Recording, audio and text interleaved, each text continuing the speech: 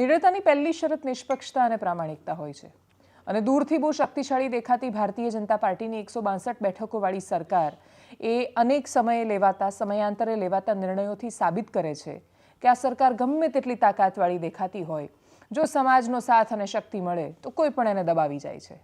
નમસ્કાર, આપની સાથે હું દેવાંશી.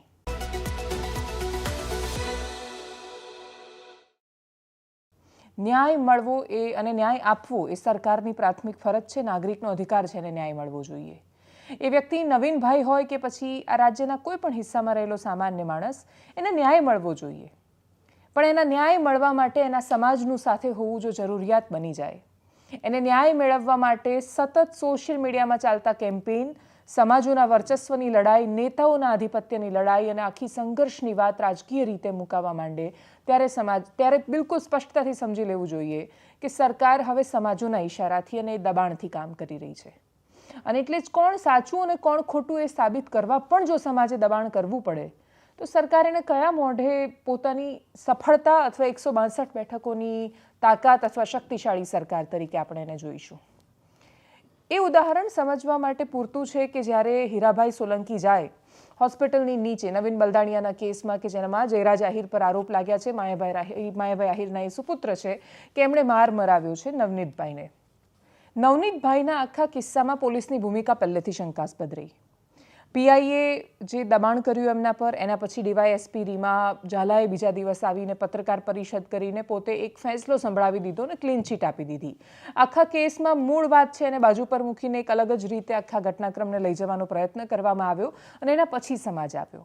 જો સીધી રીતે ન્યાય મળવાની વાત હોત, સીધી રીતે એફઆઈઆર એ રીતે કરવામાં આવી હોત કે જેમાં તમને સ્પષ્ટતા સાથે દેખાય કે ના ન્યાય મળવાની દિશા પર છે, કોઈ પીડિત પર કોઈ અત્યાચાર કર્યો છે, તો બધા ચૂપચાપ સાંખી લે એમ નથી અને એટલા માટે ન્યાય મળશે, પણ એવું થયું નહીં. પોલીસની ભૂમિકા પર પહેલેથી સવાલો થયા. એના પછી હીરાભાઈ સોલંકી આવ્યા અને એ ઘટનાક્રમ કેટલો બધો નાટ્યાત્મક હતો કે ધારાસભ્ય આવીને જાહેરાત કરે કે પીઆઈની ટ્રાન્સફર થવી જોઈએ, 20 મિનિટમાં કાગળ સામે આવે અને પીઆઈની ટ્રાન્સફર થઈ ગઈ હોય. એ તાકાત એક ધારાસભ્યની નહોતી, એક આખા સમાજની હતી.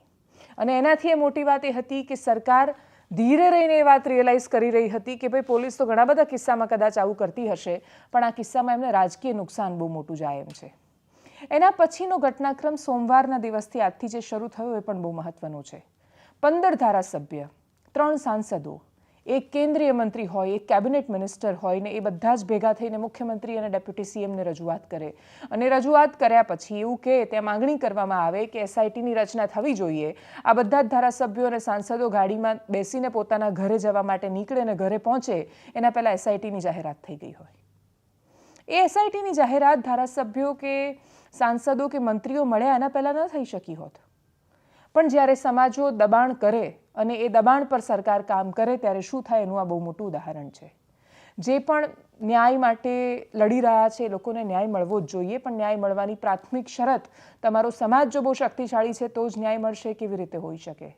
નવનીતભાઈ સિવાય જો બીજા કોઈ પણ સમાજમાં, એટલે કોળી સમાજ સિવાય કોઈ એવા સમાજ કે સમુદાયમાં કે જેની પાસે આટલા ધારાસભ્યો કે સાંસદો નથી, એવા સમાજમાંથી આવતું કોઈ વ્યક્તિ પીડિત હોત તો એ કદાચ કલ્પના કરી શકતું કે આ સરકાર એને સાંભળતી. અને જો સરકાર એટલી જ બધી શક્તિશાળી છે તો એ કાં તો પહેલેથી ન્યાય નથી કરી શકતી અને ન્યાય માત્ર ત્યારે કરે છે જ્યારે સમાજ આ દિશામાં જાય. આ ઘટના થઈ ત્યારે પહેલેથી એક વાત બહુ સ્પષ્ટ રીતે સામે હતી, કેમ કે એ દિવસે પાટીદાર સમાજના નેતાઓ, આગેવાનો બહુ ટ્રોલ થયા. પાટીદાર સમાજના યુવાનોએ ખૂબ લખ્યું સોશિયલ મીડિયા પર કે તાકાત હોય તો પુરુષોત્તમ સોલંકી ને હીરા સોલંકી જેવી, કે પોતાની જ સરકારમાં પોતાની જ સરકારને હંફાવી દીધી, એ સરકારનો હિસ્સો છે અને તોય પક્ષને અને સરકારને બધાને ઘૂંટણીએ લાવવા માટે મજબૂર કર્યા. શું કરતા હોય છે પાટીદાર નેતાઓ? એના પછી રવિવારે ભારતીય જનતા પાર્ટીના નેતાનો, પદાધિકારીઓનો, મંત્રીઓનો સન્માન સમારોહ યોજાયો તો એ વખતે પણ પાટીદાર સમાજના અગ્રણીઓને યુવાનોએ ખૂબ ટ્રોલ કર્યા. એની બીજા દિવસે અસર પણ દેખાઈ. પાટીદાર સમાજના કાર્યક્રમોમાં કોળી સમાજના આ શક્તિ પ્રદર્શનની તાકાત પણ દેખાઈ. આજે જે ગાંધીનગરમાં થયું એ ઘટનાક્રમ આખો રસપ્રદ હતો અને એમાં બહુ સ્પષ્ટ દેખાતું હતું કે સરકાર ભલે 162 બેઠકોવાળી હોય, સર્વશક્તિશાળી અત્યાર સુધીની સરકાર હોય, ઇતિહાસની સૌથી શક્તિશાળી સરકાર હોય, સૌથી વધારે બેઠકોવાળી અને જનસમર્થનવાળી સરકાર હોય, પણ અંદરથી સરકાર કેટલી બોદી છે, ઈચ્છે કોઈ ત્યારે એને દબાવી જાય છે. આજના ઘટનાક્રમમાંથી ગાંધીનગરમાંથી આવેલી પ્રતિક્રિયાઓ, ધારાસભ્ય ગોપાલ ઇટાલિયાએ આ વિષય પર એફઆઈઆરમાં કેટલીક ક્ષતિઓ રાખી છે એમનું એવું કહેવું છે કે એસઆઈટી ગમે તેટલી તપાસ કરશે, પ્રાથમિક દ્રષ્ટિએ જે પહેલી એફઆઈઆર લખાઈ છે એની અંદર જ આખા ઘટનાક્રમને એ રીતે નાનો કરી દેવામાં આવ્યો છે કે આગળ જતાં તપાસ એફઆઈઆરના આધાર પર થવાની છે અને એફઆઈઆરમાં એ કલમોનો ઉલ્લેખ જ નથી કે જેના આધાર પર નવનીતભાઈને સાચા અર્થમાં ન્યાય મળી શકે. ગાંધીનગરથી આવેલી પ્રતિક્રિયાઓ ધારાસભ્ય ગોપાલ ઇટાલિયા, બંનેને સાંભળીએ.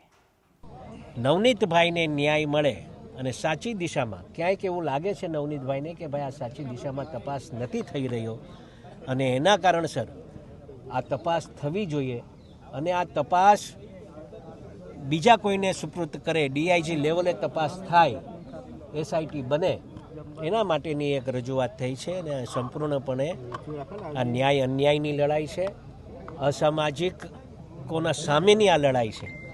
એટલે કોઈ સમાજ અસામાજિક હોતો નથી, પણ વ્યક્તિ જે અસામાજિકો છે એને દંડ આપવા માટેની આ કાર્યવાહી કરવા માટે આખો સમાજ અમારો એકત્રિત થયેલો અને આજે સમાજના 15 ધારાસભ્ય શ્રી સૌરાષ્ટ્રના 3 સાંસદો સહિત અમે મુખ્યમંત્રી સાહેબને એક રજૂઆત કરી છે અને મને લાગે છે કે આના પર સંપૂર્ણપણે ન્યાય મળે એવું કામ થશે. જયરાજભાઈની મુખ્ય જે માંગણી છે કે ભાઈ એનું નામ નથી આવતું, એને જયરાજભાઈ હશે જો આમાં તોમતદાર, તો જયરાજભાઈ બી આવી જશે. જે તોમતદાર હશે, જે વાસ્તવિકતા, અમે કોઈનું નામ લેવા માંગતા નહીં, પણ ક્યાંક ને ક્યાંક એવું લાગે કે કદાચ કોઈક આમાં વ્યક્તિગત કોઈ સંડોવણી જેની હશે એ વિઝ્યુઅલ તપાસવામાં આવશે, કોલ ડિટેલ્સ તપાસવામાં આવશે અને એમાં પછી જે કોઈ દોષી હશે એના પર કાર્યવાહી કરવામાં આવશે. ની અંદર જે ઘટના બની, સરપંચ નવનીતભાઈ, જેને માયાભાઈ આહિલનો દીકરો જયરાજ લુખ્ખા દ્વારા ઢોર માર મારવામાં આવ્યો છે, ત્યારે પોલીસ તંત્ર દ્વારા આજ દિવસ સુધી એફઆઈઆરની અંદર એનું નામ પણ લેવામાં નથી આવ્યું. તો અમારા કોળી સમાજની માત્ર એક જ માંગ છે કે ટૂંક જ સમયની અંદર જયરાજનો પણ વરઘોડો કાઢવામાં આવે અને કાયદેસરની કાર્યવાહી કરવામાં આવે છે. કે ગુજરાતની અંદર સૌથી વધારે વસ્તી ધરાવતો સમાજ હોય તો એ કોળી અને ઠાકોર સમાજ છે. ત્યારે હર હંમેશ કોળી અને ઠાકોર સમાજ ઉપર અન્યાય, અત્યાચાર અને અસામાજિક તત્વો દ્વારા ઢોર માર મારવામાં આવી રહ્યો છે. બગદાણાના કિસ્સામાં શું થયું કે આખો સમાજ આવ્યો, સમાજના આગેવાનો, રાજ્યના મંત્રીઓ, કેન્દ્રના મંત્રીઓ, કેબિનેટ મંત્રીઓ, સાંસદો બધા જ આવ્યા. તો અવડા મોટા નેતાઓને પણ ભાજપની સરકાર અને કેટલાક ટોમી અધિકારીઓ છેતરી ગયા, ખુલ્લેઆમ છેતરી ગયા અને આરોપીઓને ડિસ્કાઉન્ટ આપવામાં આવ્યું. નવનીતભાઈએ લખાયું, નવનીતભાઈ જે વિડીયોમાં બોલ્યા એ વિડીયોમાં એવું બોલે છે કે ભાઈ એને પહેલા જયરાજનો ફોન આવ્યો, પછી બીજા 1-2 વ્યક્તિનો ફોન આવ્યો, ત્રીજાનો ફોન આવ્યો અને પછી રાત્રે આ માથાકૂટની ઘટના બની. હવે અહીંયા જ્યારે એફઆઈઆર લખી છે એ એફઆઈઆરને આપણે વાંચીએ તો ખબર પડે કે પોલીસે ઘટના, માનો કે જયરાજે માર્યો છે, મરાયો છે, નથી મરાયો, એ તો તપાસનો વિષય છે, સરકારને એસઆઈટી ફેસઆઈટી બધું થયું છે, પણ કાગળ ઉપર જે પોલીસે લખ્યું છે એ પ્રમાણે કલમ તો નાખવી જોઈએ. કમસે કમ તમે કલમ જ સાચી નહીં નાખો તો કોઈ દિવસ સાચી તપાસ નહીં થાય. એસઆઈટી બનાવો કે આખી એબીસીડી બનાવો, જ્યારે તમારા કાગળમાં તમે ઈરાદાપૂર્વક 3-4 કલમ ઓછી લખી છે, એટલે કોઈ પણ એફઆઈઆર જે લખાય છે એ ફરિયાદી સાથે જે ઘટના બની છે એ ઘટનાની એફઆઈઆર નથી હોતી. ફરિયાદી સાથે ધારો કે આટલી ઘટના બની હોય તો પોલીસ આટલી જ લખે એફઆઈઆરમાં, આટલું નથી લખતા. હવે ચારેય બાજુથી સમાજોના શક્તિ પ્રદર્શનો સામે આવી રહ્યા છે. ઠાકોર સમાજે એકતા બતાવી. ગિનીબેન ઠાકોર, અલ્પેશ ઠાકોર, જગદીશ ઠાકોર અને એ સિવાયના જેટલા પણ ઠાકોર સમાજના નેતાઓ છે એ બધા જ ઓગળ આખા વિસ્તારના ઠાકોર સમાજના એ સંમેલનમાં ભેગા થયા. સદારામ બાપાના નામ પર ભેગા થઈને એક બંધારણની વાત કરી, બંધારણ રચવાની વાત કરી અને એ એકતા શક્તિ પ્રદર્શન બંને દ્રષ્ટિએ હતું કે જ્યારે સમાજની વાત આવે ત્યારે અમે બધા એક છીએ. સમાજને થતા અન્યાયની સામે પણ એક છીએ, સમાજમાં રહેલા દૂષણોની સામે પણ એક છીએ. ઠાકોર સમાજનું આ શક્તિ પ્રદર્શન અને સંમેલન ખૂબ ચર્ચામાં હતું. એના કેન્દ્ર સ્થાનમાં રહેલા ગિનીબેન ઠાકોર પણ ચર્ચામાં હતા. એની અંદર છુપાયેલા રાજકીય સંદેશ બહુ જ બધા લોકો વાંચી રહ્યા હતા, સમજી રહ્યા હતા. એની વચ્ચે પાટીદાર સમાજની જે યાત્રા નીકળી છે એ યાત્રા પહોંચી ઉત્તર ગુજરાતમાં અને ઉત્તર ગુજરાતથી આવતા રસ્તામાં આવ્યું માંડલ અને વિરમગામ પાસેના માંડલમાં વરુણ પટેલ, ગીતા પટેલ સહિતના નેતાઓ આક્રમકતાથી બોલી રહ્યા હતા. ત્યારે એક મુદ્દો, એમણે 2-3 મુદ્દાઓને આવરીને વાત કરી. ગીતાબેન પટેલે તો પરસોત્તમ સોલંકીનું ઉદાહરણ પણ આપી દીધું અને એટલે જ આ કોળી સમાજવાળો જે આખો ઘટનાક્રમ છે એ ગુજરાતની રાજનીતિમાં સીમાચિહ્નરૂપ બનવાનો છે.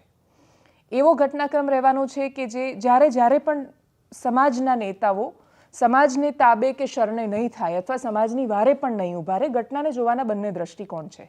એટલે જો તમે સમાજના નામે જીતો છો, સમાજના નામે ચૂંટાઓ છો, તો તમે સમાજના બંધનમાં હંમેશા રહેવાના છો. સમાજથી મુક્ત કે પર નથી થઈ શકતા. અને એટલે જે લોકો સમાજની શરતોને આધીન જીત્યા છે એ લોકો આખી જિંદગી સમાજની શરતોને આધીન રહેવાના છે. એક સમય હતો કે સરકારનું કામ હતું સમાજને દિશા આપવાનું અને એક એવી ઉર્ધ્વ દિશામાં લઈ જવાનું, આગળ ગતિ કરાવવાનું કે જ્યાં સમાજ ન્યાય અન્યાયને સમજી શકે, સમાજ બંધારણને સમજી શકે, સમાજના કેન્દ્રમાં હંમેશા દેશ આવે, જાતિ ધીરે ધીરે ગૌણ થતી જાય અને દેશ હિત સર્વોપરી થતું જાય. પણ સરકાર જ્યારે સમાજોના આધાર પર ચૂંટાઈને આવે ત્યારે સરકાર એકદમ બંધન કરતા થઈ જાય છે સમાજ માટે. અને એ થઈ રહ્યું છે ગુજરાતમાં. પાટીદાર સમાજના આ સંમેલનમાં, આ યાત્રામાં, માંડલ પહોંચેલી યાત્રામાં વરુણ પટેલ બોલી રહ્યા હતા કે સરકાર સુરેન્દ્રનગરના પૂર્વ કલેક્ટર રાજેન્દ્ર પટેલને ગમે તે માનતી હોય, અમારા માટે એ સન્માનનીય ડૉક્ટર રાજેન્દ્ર પટેલ છે. રાજેન્દ્ર પટેલની જયના નારા લાગ્યા. એમણે કહ્યું કે અમારા સમાજનો દીકરો છે. એમણે કહ્યું કે એક મુસલમાનની ફરિયાદ પર તમે હિન્દુવાદી પોતાને કહેતી સરકારે એક હિન્દુ પટેલના છોકરા પર કાર્યવાહી કરીને એની ધરપકડ કરી. એમણે ગુજરાતી અને બિન ગુજરાતીનો મામલો પણ આમાં ઉછાળ્યો અને એમણે કહ્યું કે એ ગુજરાતી છે એટલે એમની સામે કાર્યવાહી થઈ. એમણે કહ્યું કે અમે માની લઈએ કે એમણે એને કરાવવાના પૈસા લીધા પણ હશે. પ્રશ્ન એ છે કે કયા કલેક્ટર એને કરાવવાના રૂપિયા નથી લેતા, તો શું કામ એમની સામે આ કાર્યવાહી થઈ?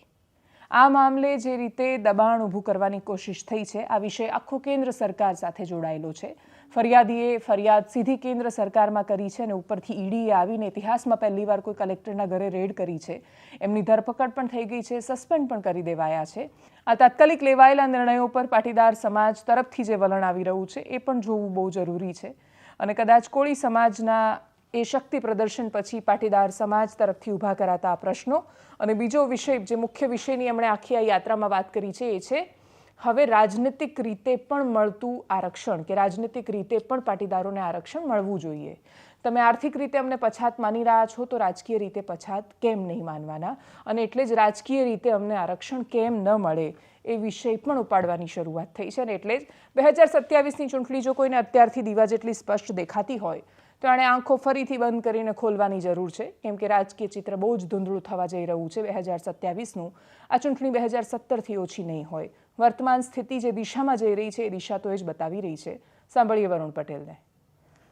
કે જો ચૂંટણીમાં જો રોજગારમાં અનામત મળે, જો નોકરીમાં અનામત મળે, તો ચૂંટણીમાં અનામત કેમ ના મળે? મળે કે ના મળે? તમને નોકરીમાં તમે પછાત, શિક્ષણમાં પછાત અને ચૂંટણીમાં કે તમે પછાત નહીં. તો આપણી નેક્સ્ટ માંગણી એ છે કે આવનારા દિવસોમાં બિન અનામત વર્ગને ચૂંટણીમાં પણ અનામત મળવી જોઈએ. આ એક રાજનીતિમાં આપણું પ્રભુત્વ, આપણું પ્રતિનિધિત્વ માંગવાની લડાઈ. કોઈનો હક પડાઈ નથી લેવો, પણ 51% અનામત આપ્યા પછી જે 50% ઓપન જગ્યા છે, 49%, એમાંથી શિક્ષણ અને નોકરીની જેમ અમારી ચૂંટણીમાં પણ બિન અનામત વર્ગની 10% સીટો રિઝર્વ કરવામાં આવે. બોલો, આ અનામત લાગુ થવી જોઈએ કે ના થવી જોઈએ?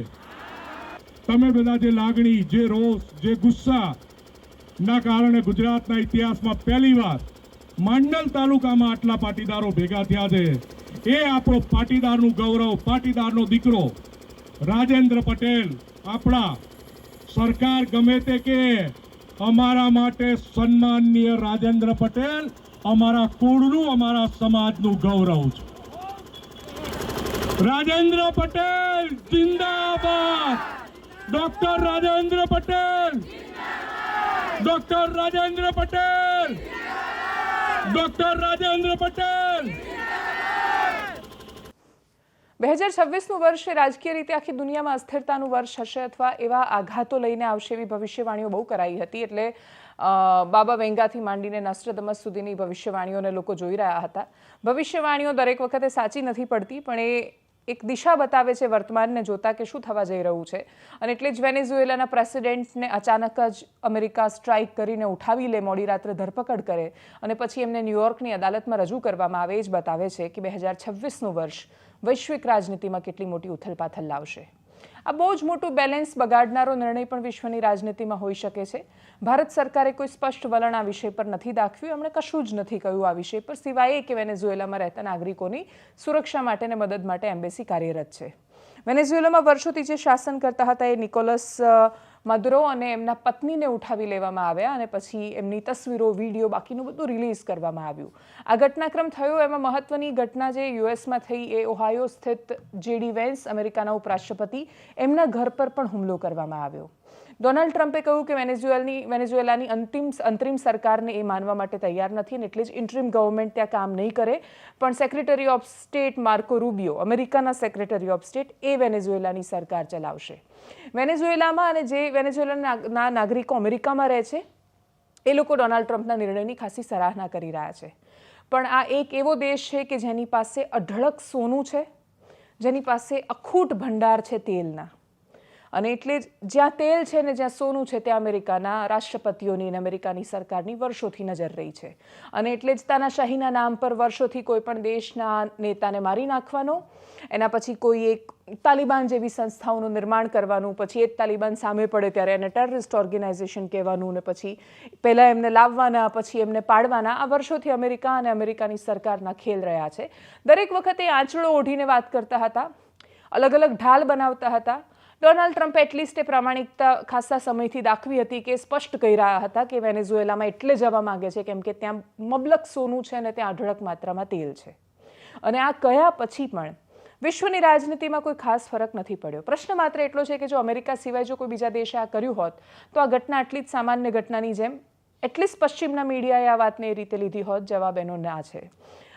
જો કે ખૂબ બધા લોકોએ પ્રશ્ન પણ કર્યા. રસપ્રદ ઘટનાક્રમે હતો કે જ્યારે આ સ્ટ્રાઇક કરવામાં આવી એની થોડી જ મિનિટો પછી સવારે 4:30 વાગે ન્યૂયોર્ક ટાઈમ્સના એક પત્રકારે સીધો જ પ્રેસિડેન્ટના નંબર પર ફોન કર્યો. અને મહત્વની વાત એનો ફોન કરવો નહોતો, મહત્વની વાત એ હતી કે પ્રેસિડેન્ટે ફોન ઉપાડીને જવાબ પણ આપ્યો, 1-2 પ્રશ્નના જવાબ પણ આપ્યા અને પછી એવું કહ્યું પણ ખરું કે પત્રકાર પરિષદમાં બાકીની વાતોના જવાબ મળશે. એટલે રાષ્ટ્રપતિ ટ્રમ્પ હજુ પણ પત્રકાર પરિષદોને સંબોધિત કરે છે, ફોનના જવાબ પણ આપે છે. અને હા, એ જવાબ બહુ સ્પષ્ટ હોય છે ને એટલા જ માટે રાજનીતિમાં વધારે ઉથલપાથલ લાવનારા હોય છે. અમેરિકાએ આ જે નિર્ણય કર્યો છે એ આવનારા સમયમાં, કેમ કે ચીનનું ડેલિગેશન પહોંચ્યું હતું વેનેઝુએલા, તેલને બહાર કેવી રીતે કાઢવું ને કેવી રીતે એનો વપરાશ કરવો, અથવા વેનેઝુએલાને કેવી રીતે તારવું ને બચાવવું, કથિત રીતે તારવું ને બચાવવું, એના એ સંપર્કો માટે. વાત માત્ર એટલી છે કે મહાસત્તાઓની આ લડાઈમાં કોઈનું તેલ લઈ લેવાની કે સોનું અંદરથી કાઢી લેવાની ભૂખમાં જે અસંતુલન વિશ્વની રાજનીતિમાં સર્જાય છે એની અસર તો ગામડાના સામાન્ય નાગરિકને પણ પડે છે. ભારતની સાથે પણ ટેરિફ મુદ્દે કોઈ સમાધાન થયું નથી. ભારતને પણ ટેરિફ મામલે દર થોડા દિવસે ધમકી આપતા રાષ્ટ્રપતિ ટ્રમ્પને જ્યારે કોલંબિયાના પ્રેસિડેન્ટ માટે સવાલ પૂછાયો તો એમણે ગુસ્તાવો પેટ્રોને પણ સીધી કોલંબિયાના પ્રેસિડેન્ટે પણ ધમકી આપી દીધી અને એમણે એવું કહ્યું કે ડ્રગ કાર્ટેલને રોકો, બાકી અમે આ કરીશું. ન્યુયોર્કની અદાલતમાં રજૂ કરવામાં આવેલા વેનેઝુએલાના રાષ્ટ્રપતિ પર આરોપ એ છે કે એમણે સિસ્ટમેટિકલી એક ડ્રગ કાર્ટેલને વિકસાવી, વેનેઝુએલાના વિઝા અને પરમિટ એમને આપી અને પછી એમણે અમેરિકામાં એ કોકેન ઘુસાડવા માટેનું આખું ષડયંત્ર વર્ષોથી ઊભું કર્યું. આ આરોપ નવા નથી જે એમના પર લાગ્યા છે. સતત વર્ષોથી લાગતા આવેલા આ આરોપોની વચ્ચે એમને ન્યુયોર્કની અદાલતમાં આ રીતે સ્ટ્રાઇક કરીને ઉઠાવી લઈને મૂકવા, યુનાઇટેડ નેશન્સની સાવ ચુપ્પી, વૈશ્વિક સંસ્થાઓનું માત્ર ભારત પાકિસ્તાનની વાત હોય તો ઉછળીને બોલવું, પણ અમેરિકા ઘરમાં ઘૂસીને વેનેઝુએલાને લઈને આવે, વેનેઝુએલાના પ્રેસિડેન્ટને લઈને આવે તો અચાનક ચૂપ થઈ જવું, એ બતાવે છે કે દુનિયાભરની સંસ્થાઓ એ માત્ર સાંકેતિક રીતે રહી છે. બાકી જેની પાસે સત્તા, જિસકી લાઠી ઉસકી ભેંસ, એ હિસાબથી દુનિયા ચાલી રહી છે. વેનેઝુએલાનું પતન એ વિશ્વની રાજનીતિનો બહુ જ મોટો ઇતિહાસ છે.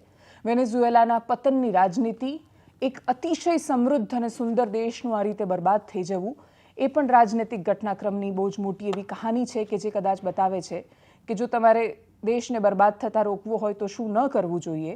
જો કે દુનિયાના દેશો મોટાભાગે એમાંથી કંઈ શીખ્યા નથી અને એટલે જ એ ફ્રીબીઝની રાજનીતિ હોય કે મફતનું ટેવ પાડવાની અથવા નાગરિકોની અંદર નકલી રાષ્ટ્રવાદના નામે બહુ જ બધી વાતો ફેલાવીને પછી મફતનું આપી દેવાની ટેવ પાડવાની રાજનીતિ એ વર્ષોથી અનેક દેશોમાં થતી આવી છે અને પછી સમયાંતરે એના પરિણામો સામે આવતા રહ્યા છે.